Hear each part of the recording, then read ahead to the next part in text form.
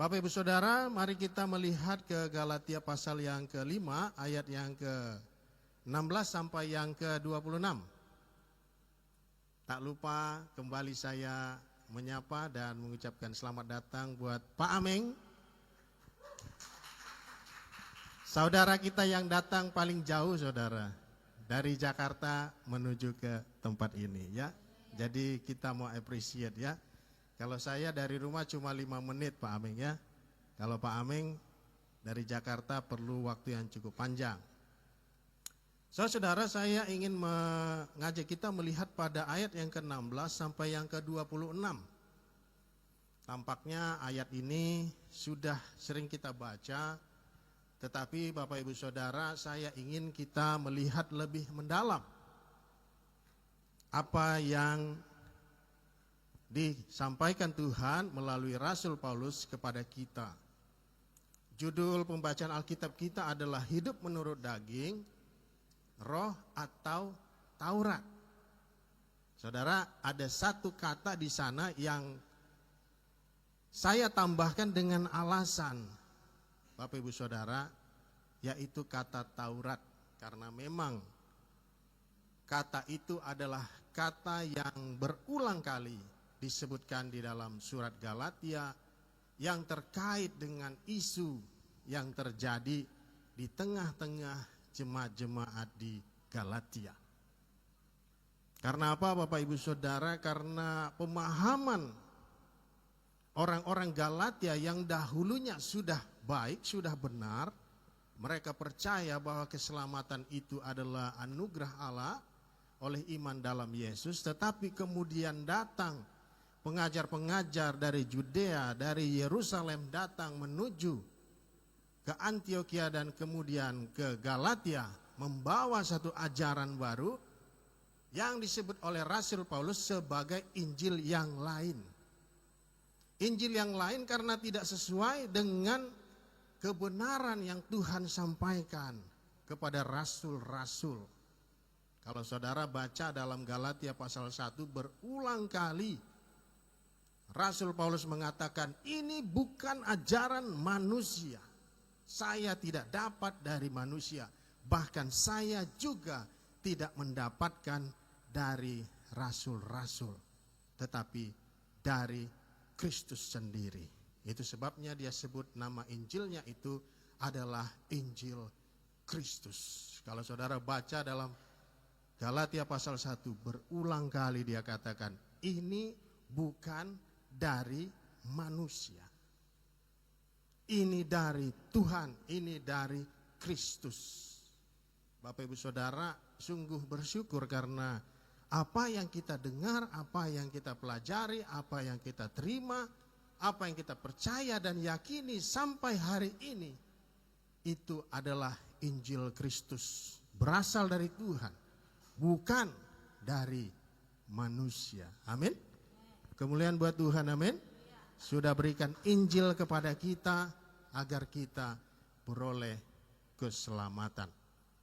Nah, Injil lain itu datang saudara dari selatan menuju ke utara sampai ke Galatia.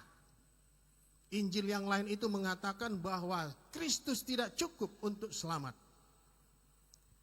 Karena orang-orang non-Yahudi, orang-orang Galatia yang non-Yahudi harus disunat terlebih dahulu. Mereka harus mengikuti hukum Taurat, barulah mereka diselamatkan. Bapak Ibu Saudara, dalam tanda petik sebenarnya ini adalah penghinaan dalam tanda petik. Mengapa saudara? Karena Taurat sesungguhnya tidak lebih tinggi daripada Kristus. Taurat tidak lebih besar daripada Kristus. Bagaimana pula sehingga orang harus melakukan Taurat untuk selamat. Itulah yang membuat Rasul Paulus begitu jengkel, Bapak Ibu Saudara. Dia begitu kesal, dia begitu emosi, dia begitu marah. Kalau saudara baca tone, memperhatikan tone Rasul Paulus dalam surat Galatia, itu ada seperti kedongkolan. Kedongkolan kenapa? Karena orang Galatia berubah pikiran. Yang tadinya percaya kepada Injil Kristus, mereka kemudian berbalik dan percaya kepada Injil yang lain. Bahwa orang tidak selamat tanpa hukum Taurat. Bapak Ibu Saudara, isu daripada surat Galatia adalah terkait dengan hukum Taurat. Benarkah hukum Taurat itu menyelamatkan? Rasul Paulus berulang kali mengatakan tidak. Hukum Taurat itu tidak menyelamatkan, dia bilang, Bapak Ibu Saudara. Sekalipun hukum Taurat itu baik, tetapi tidak menyelamatkan. Rasul Paulus menyebutnya sebagai penuntun, tetapi tidak menyelamatkan. Berulang-ulang kali Rasul Paulus mengatakan itu tidak menyelamatkan. Bagaimana pula dia harus bersaing dengan Kristus sehingga dia menentukan keselamatan orang-orang percaya. Itulah yang membuat Rasul Paulus merasa dongkol. Saudara, kalau kita mempelajari apa yang kita dengarkan pada hari ini, maka kita akan digerakkan, diyakinkan bahwa hidup yang benar itu adalah hidup di dalam Kristus, di dalam hukum Kristus. Dan itu bukan saja yang terbaik, tapi itu adalah satu-satunya yang benar dan menyelamatkan kita. Amin. Pertama-tama saya mengajak kita untuk memahami posisi hukum Taurat di antara roh dan daging. Mari kita lihat ayat yang ke-16 sampai yang ke-26. Galatia 5 ayat 16 sampai 26. Saya tidak menulis teks pada layar sengaja supaya kita lihat Alkitab kita. Amin. Bapak Ibu Saudara, buat Bapak Ibu Saudara yang bertekun dalam pembacaan Alkitab di rumah dalam bentuk hard copy, percayalah Bapak Ibu Saudara akan semakin bertumbuh. Ya, kalau keluar bawa handphone oke, tapi saat teduh saya semangati saudara, Bapak Ibu Saudara bacalah Alkitab hard copy di rumah dan jangan ubah tipenya. Kalau seperti ini, seperti inilah terus ya. Kenapa? Karena posisi visualnya akan membantu saudara. Saya ingat di mana letak ayat-ayat yang saya hafal di dalam kitab Galatia. Saya tahu letaknya. Kenapa? Karena saya enggak ubah Alkitabnya. Kalau saya ubah yang lebih kecil atau saya ubah yang lebih besar, saya enggak tahu lagi posisi ayatnya di mana. Itu sebabnya kita perlu baca Alkitab hard copy kita dan tetap dengan kitab tersebut. Amin. Kalau hilang, beli yang sama lagi tipenya. Jangan beli yang lebih kecil atau lebih besar, nanti posisinya ganti lagi ya.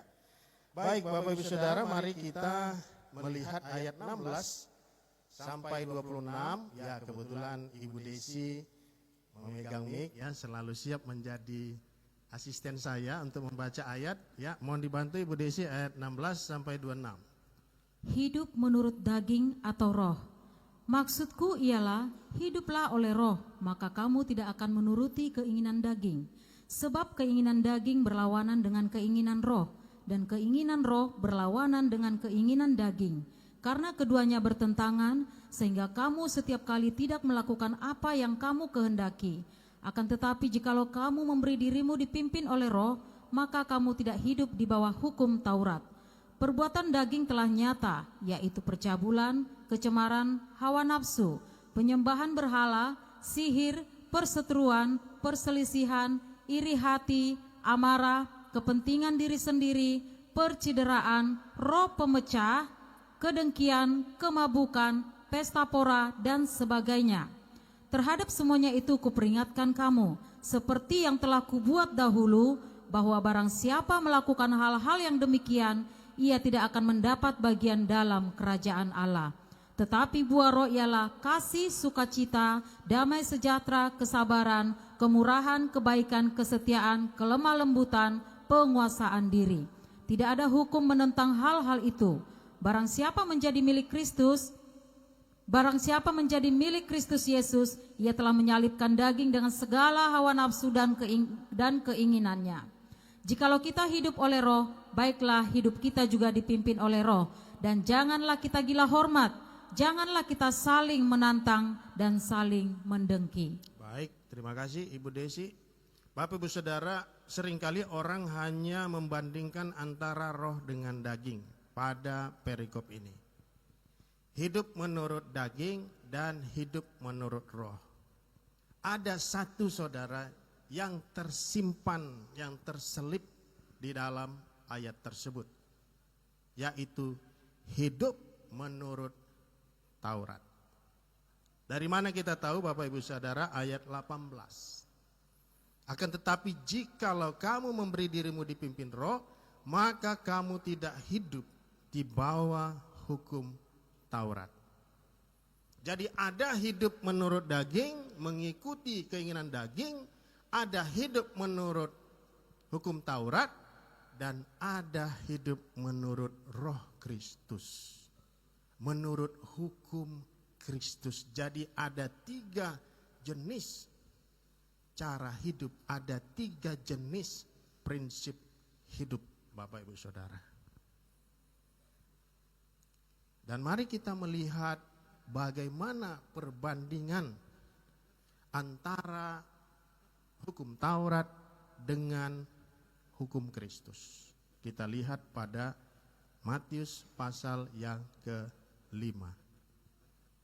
Matius pasal yang ke-5 adalah perbandingan antara hukum Taurat dan hukum Kristus. Jadi bukan hanya Kristus itu lebih tinggi daripada Musa dikatakan dalam Ibrani, tetapi ajarannya, pribadinya, kesuciannya, kekudusannya lebih lagi Bapak Ibu Saudara daripada hukum Taurat ataupun praktik kita terhadap hukum Taurat. Itu sebabnya Tuhan Yesus mengatakan pada ayat yang ke-20, Matius pasal 5 ayat 20, maka aku berkata kepadamu, jika hidup keagamanmu tidak lebih benar daripada hidup keagaman ahli-ahli Taurat dan orang-orang Farisi, sesungguhnya kamu tidak akan masuk ke dalam kerajaan surga. Karena ada standar moral yang lebih tinggi yang dibawa oleh Tuhan Yesus lebih daripada hukum Taurat. Mari kita lihat pada ayat yang ke-21. Ayat yang ke-21, Matius 5 ayat 21. Kamu telah mendengar yang difirmankan kepada nenek moyang kita, jangan membunuh. Siapa membunuh harus dihukum. Bagus enggak hukumnya Bapak Ibu Saudara? Bagus enggak? Bagus ya. Nah, yang dibawa oleh Yesus, yang adalah hukum Kristus adalah seperti ini, ayat 22. Tetapi aku berkata kepadamu, setiap orang yang marah terhadap saudaranya harus dihukum. Siapa yang berkata kepada saudaranya kafir harus dihadapkan ke mahkamah agama, dan siapa berkata jahil harus diserahkan ke dalam neraka yang menyala-nyala. Bapak Ibu Saudara, Tuhan Yesus datang dengan hukum yang lebih hebat lagi.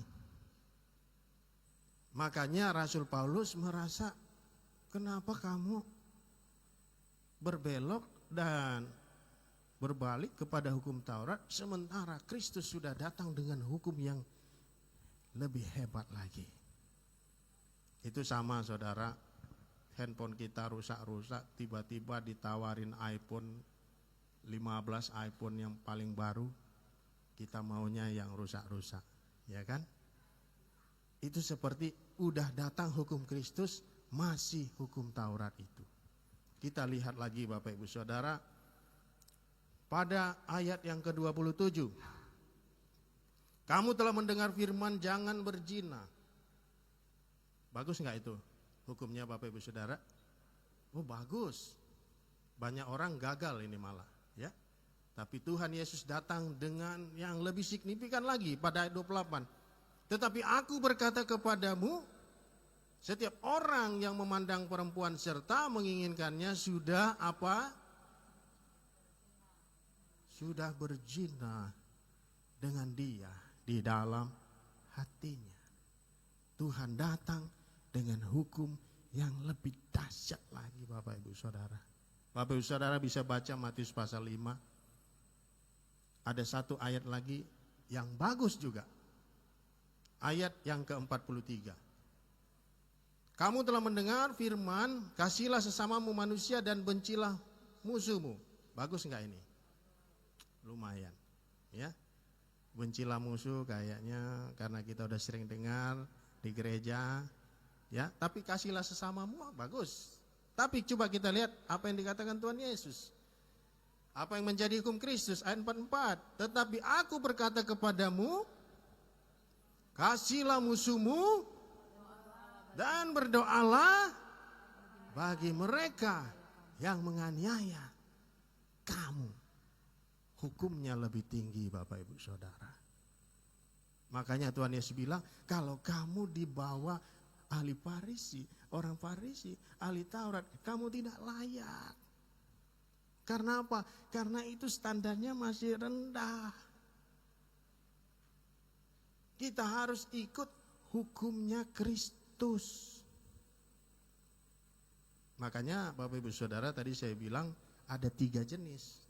Hidup menurut daging, hidup menurut roh, atau hidup menurut Taurat. Kita kembali lagi ke Galatia, Bapak Ibu Saudara. Galatia pasal yang ke-5. Galatia pasal yang ke-5. Bapak Ibu Saudara, mari kita lihat ayat 17-nya. Sebab keinginan daging berlawanan dengan keinginan roh, dan keinginan roh berlawanan dengan keinginan daging, karena keduanya bertentangan.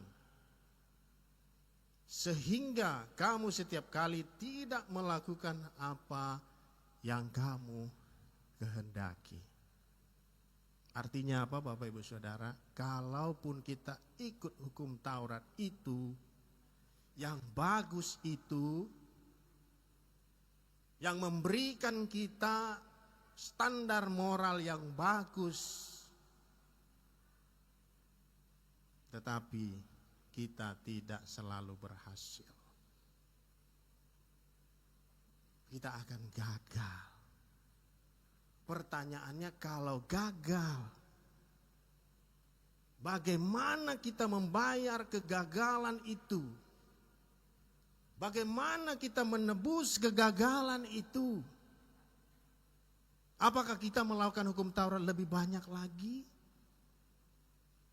Lebih banyak lagi kita lakukan, lebih banyak lagi kekurangan-kekurangan diri kita yang akan kita temukan. Pertanyaannya, siapa yang membayar itu? Siapa yang akan menebus itu, Bapak Ibu Saudara? Itu sebabnya Rasul Paulus bilang, ngapain kamu mengikuti hukum Taurat? Bukankah Kristus sudah ditawarkan di depan kamu? Dia lebih tinggi daripada Musa. Hukumnya lebih tinggi daripada Taurat. Mengapa kamu harus berpikir bahwa hukum Taurat adalah syarat untuk kamu diselamatkan?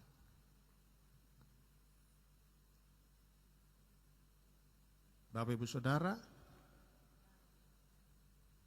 kita membutuhkan Kristus. Amin. Kita butuh Kristus. Itu sebabnya Tuhan Yesus bilang bahwa Dia menggenapi hukum Taurat. Karena hukum Taurat menggiring umat Tuhan melalui ritual-ritualnya, supaya melalui ritual-ritual itu mereka mengerti bahwa ada realisasi yang besar di depan, yaitu penebusan Kristus di atas kayu salib. Waktu mereka sembelih korban, memberikan persembahan korban, mereka memberikan persembahan penghapus dosa, sebenarnya Bapak Ibu Saudara itu sebenarnya mengarahkan mereka kepada korban yang sempurna itu, yaitu Kristus. Ritual-ritual dalam hukum Taurat adalah bayang-bayang yang menuju kepada realisasi yang sebenarnya, yaitu Kristus. Hukum Taurat itu Bapak Ibu Saudara fungsinya itu seperti rem. Karena kalau nggak ada hukum Taurat, orang akan mengikuti keinginan daging. Tetapi keinginan daging itu bisa direm dengan hukum Taurat. Ada instruksi-instruksi terkait moralitas, instruksi-instruksi terkait dengan kehidupan antar sesama manusia, instruksi-instruksi terkait dengan ritual-ritual agamawi yang membantu jiwa manusia yang mengikutinya. Tetapi itu tidak menyelamatkan. Mari kita lihat berulang kali Rasul Paulus mengatakan itu tidak menyelamatkan. Kita lihat Galatia 2 ayat 16. Galatia 2 ayat 16. Saya bacakan Bapak Ibu Saudara untuk kita. Kamu tahu bahwa tidak seorang pun yang dibenarkan oleh karena melakukan apa Bapak Ibu Saudara? Hukum Taurat. Tidak ada orang yang dibenarkan karena melakukan hukum Taurat. Bermanfaat, ya bermanfaat. Bisa ngerem secara moralitas, bisa membantu mengatur kehidupan bermasyarakat, bisa membantu di dalam ritual untuk keagamaan, membantu dalam kesehatan dalam kaitannya dengan makanan. Karena ternyata menurut penelitian apa yang dilarang di dalam hukum Taurat untuk dimakan itu membantu kesehatan. Ya. Tetapi tidak berarti kalau kita makan apa yang dilarang itu adalah dosa. Ya. Tetapi membantu kesehatan. Seringkali yang dilarang itu secara medis, secara ilmiah memang tidak bagus kalau dikonsumsi terlalu banyak, ya. Karena hukum Taurat itu ada terkait dengan makanan, ada terkait dengan ritual, ada terkait dengan moral, ada terkait dengan hubungan antar manusia, hubungan bermasyarakat. Dan hukum Taurat itu bagus. Tetapi Bapak Ibu Saudara tidak menyelamatkan. Galatia 2 ayat 16 mengatakan itu. Kemudian Galatia 3 ayat 11, saya bacakan lagi Bapak Ibu Saudara, Galatia 3 ayat 11. Dan bahwa tidak ada orang yang dibenarkan di hadapan Allah karena melakukan apa Bapak Ibu Saudara? Hukum berulang-ulang. Rasul Paulus katakan hukum Taurat tidak menyelamatkan. Jadi apa yang menyelamatkan? Yang menyelamatkan kita adalah anugerah Allah oleh iman di dalam Kristus. Itulah yang menyelamatkan kita. Kita yang telah diselamatkan bukan lagi mengikuti hukum Taurat, tetapi mengikuti hukum Kristus. Amin. Bapak Ibu Saudara, kalau ditanya hari ini kita hidup menurut daging kah? Kita hidup menurut Roh Kristus kah? Atau kita hidup menurut hukum Taurat? Jawabannya kita tahu kita perlu hidup menurut Roh Kristus. Dan roh itu diberikan kepada kita. Mari kita lihat Galatia 4 ayat yang ke-6. Galatia 4 ayat yang ke-6. Sebelumnya Galatia 3 ayat 5. Konsisten Bapak Ibu Saudara. Galatia 3 ayat 5 saya bacakan. Jadi bagaimana sekarang? Apakah ia yang menganugerahkan roh kepada kamu dengan berlimpah-limpah dan yang melakukan mujizat di antara kamu berbuat demikian karena kamu melakukan hukum Taurat? Kita tidak mendapatkan roh Kristus karena melakukan hukum Taurat. Pasal 3 ayat 2, hanya ini yang hendak kukatakan dari kamu daripada kamu? Adakah kamu telah menerima roh karena melakukan hukum Taurat? Ini adalah pertanyaan retoris. Artinya kita udah tahu jawabannya, tapi ditanya lagi seperti itu. Jawabannya tidak. Kita tidak menerima roh Kristus karena melakukan hukum Taurat. Kita lihat lagi Galatia 4, Bapak Ibu Saudara, ayat 6. Dan karena kamu adalah anak, maka Allah telah menyuruh roh siapa, Bapak Ibu Saudara? Roh anaknya ke dalam hati kita yang berseru, ya Aba, ya Bapa. Bapak Ibu Saudara, kita telah dipilih oleh Tuhan, kita mendapat anugerah Tuhan. Roh Tuhan bekerja di dalam diri kita sehingga kita beriman kepadanya. Dan kita beroleh keselamatan. Kemuliaan buat Tuhan, amin. Karena itu bagi kita yang telah diselamatkan, maka kita seharusnya hidup menurut roh Kristus. Hidup menurut hukum Kristus. Bukan lagi hukum Taurat. Tetapi Bapak Ibu Saudara, kalau kita lihat tadi standarnya sangat tinggi. Benar? Kalau dikatakan tadi Taurat mengatakan kasihilah sesamamu, tetapi hukum Kristus kasihilah musuhmu dan berdoalah bagi mereka. Kalau Taurat mengatakan jangan berzina, di mana banyak orang hari ini gagal.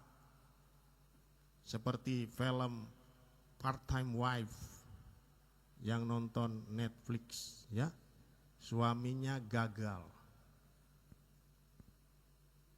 karena dia melakukan perzinahan. Banyak yang gagal. Tapi standarnya Kristus melihat saja, berfantasi saja terhadap orang lain, itu adalah dosa. Standarnya sangat-sangat tinggi Bapak Ibu Saudara. Mungkin kita merasa bagaimana saya bisa. Bapak Ibu Saudara, itulah anugerah Tuhan. Amin. Anugerah Tuhan adalah kekuatan untuk kita bertumbuh dalam melakukan kehendak Tuhan. Mari kita lihat apa yang Tuhan harapkan untuk kita lakukan pada ayat 22 sampai 23. Tetapi buah roh ialah apa? Kasih, sukacita, damai sejahtera, kesabaran, kemurahan, kebaikan, kesetiaan, kelemah lembutan, penguasaan diri. Inilah yang kita terapkan, inilah yang kita lakukan, inilah yang kita hasilkan di dalam mengikut Kristus, di dalam relasi kita dengan Kristus. Tinggi standarnya Bapak Ibu Saudara, tapi kita tidak punya pilihan lain. Apakah kita harus melakukan hidup menurut daging? Sudah tentu tidak Bapak Ibu Saudara. Apakah kita hidup menurut Taurat? Juga tidak Bapak Ibu Saudara. Kita hidup mengikut, melakukan menurut roh Kristus, menurut hukum Kristus. Betapa dahsyat Bapak Ibu Saudara. Bukan karena hebatnya kita, tapi karena kasih Tuhan. Amin. Karena Tuhan sudah mengasihi kita, kita lakukan yang terbaik untuk melakukan apa yang benar menurut hukum Kristus. Pertanyaannya, apakah kita hidup menurut daging, Taurat, atau roh Kristus? Roh Kristus di sini maksudnya adalah Roh Kudus, tetapi karena yang ditekankan oleh Rasul Paulus di sini adalah Kristus, dan Roh Kudus adalah berasal daripada Kristus, dan Roh Kudus memuliakan Kristus, maka Roh Kudus juga disebut sebagai Roh Kristus. Injil Kristus juga disebut sebagai Injil kasih karunia. Karena keselamatan kita adalah karena kasih karunia Allah, karena anugerah Allah, oleh iman kita di dalam Kristus. Pengikutan kita, bagaimana kita mengikut Kristus, mengikut hukum Kristus yang begitu tinggi standarnya, bukanlah mustahil untuk kita lakukan karena kita mendapat kekuatan daripada Tuhan, karena kita mengasihi Tuhan. Bapak Ibu Saudara, pesan firman Tuhan hari ini, jangan kita ikut-ikutan dengan jemaat Galatia. Amin. Kita tidak ikut hukum Taurat, kita ikut hukum Kristus, kita ikut kehendak Roh Kudus, yaitu melakukan kasih, sukacita, damai sejahtera, kesabaran, kemurahan, kebaikan, kesetiaan, kelemah lembutan, penguasaan diri, dan semoga kita terus diberkati Tuhan dengan kualitas-kualitas yang semakin dahsyat, diberkati di dalam hidup kita. Amin. Kemuliaan buat Tuhan. Kita tutup di dalam doa. Terima kasih Tuhan, betapa besar anugerah-Mu, betapa besar kasih karunia Tuhan. Kalaupun kami melakukan hukum Taurat hari ini, maka terbukti banyak kekurangan kami Tuhan. Engkau menggenapinya dengan mengutus anak-Mu yang tunggal untuk menebus semua kesalahan, dosa, kekurangan kami. Dan Engkau memberikan kami hukum yang lebih dahsyat, di mana Kristus membawa hukumnya lebih daripada Musa, yaitu hukum yang begitu luar biasa, menantang kami untuk meninggalkan perbuatan-perbuatan daging. Bapa, kami manusia yang lemah, kami tidak bisa, kami tidak sanggup tanpa kekuatan, anugerah, kasih karunia Tuhan. Mampukan kami untuk hidup menurut Roh Kristus, karena itulah yang Tuhan kehendaki dalam hidup kami. Biarlah kami diberkati dengan hidup yang dahsyat, yang hebat, luar biasa, supaya kami boleh menjadi berkat dimanapun kami berada. Suami menjadi berkat bagi istri, istri menjadi berkat bagi suami, anak-anak menjadi berkat di dalam keluarga, semua kami menjadi berkat di dalam komunitas, di dalam lingkungan, di dalam masyarakat, karena Engkau memberikan hukum yang sangat luar biasa. Pimpin dan tuntun kami Tuhan, agar kami senantiasa dipimpin oleh Roh Kudus, agar hidup kami boleh sesuai seturut dengan kehendak Engkau. Jauhkan kami dari perbuatan-perbuatan daging yang mengandung konsekuensi-konsekuensi yang merugikan, yang mencelakakan, dan bahkan akan menghancurkan hidup kami.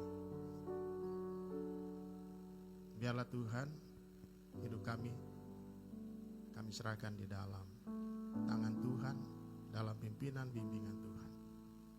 Terima kasih Tuhan. Di dalam nama anak Tuhan Yesus, mari kita yang bersyukur bersama-sama katakan amin.